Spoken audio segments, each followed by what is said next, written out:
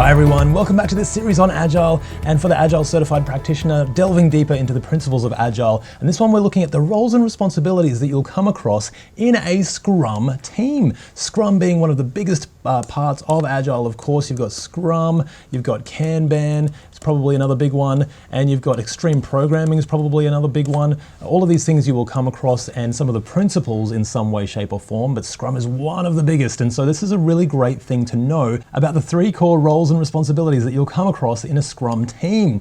Now, there are three distinct roles and they all work together throughout the project. You've got the product owner who represents the customer, the development team who primarily develops what we're wanting to create, and then you've got the Scrum Master who's the facilitator and the servant leader. Let's look at them in detail. The product owner manages the product backlog. So this is the long list of prioritized project requirements. It's a list of what we want or what the customer wants, because the product owner represents the customer, remember.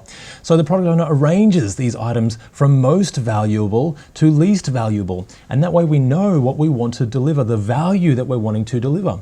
What's in the backlog and ordering of the items is transparent to the whole team. Everyone can see it, so it's not hidden. Everyone knows what's coming up and everyone knows what is going to bring the most value, and that's the value of the product owner role. Now, we've also got the development team or the dev team. Now, this doesn't just have to be developers, of course, but this is the team who is developing the product, however that happens. It doesn't have to be software development. It could be also part of design or quality, or even writing or content or these sorts of things.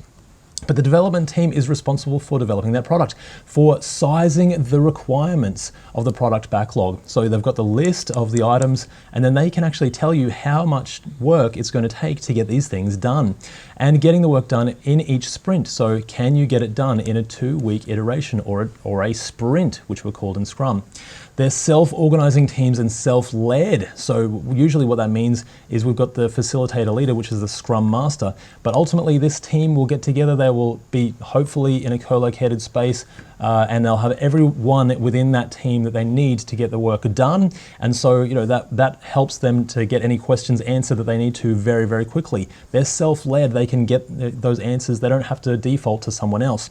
And its members are called generalizing specialists. Now, this is really important as well. This is the T-shaped person, basically. They've got lots of different expertise in lots of different areas. So this is really, really handy.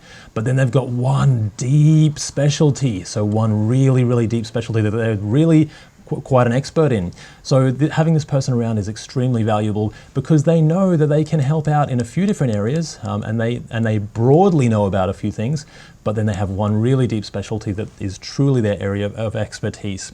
And they can often do more than one function in that team. Now, an ideal Scrum team has no less than 5 people. So usually around 5 people to help get the work done, but no more than 11 people, because any more than that and the communication channels start to get too much to keep track of. You've got communicating here, communicating there.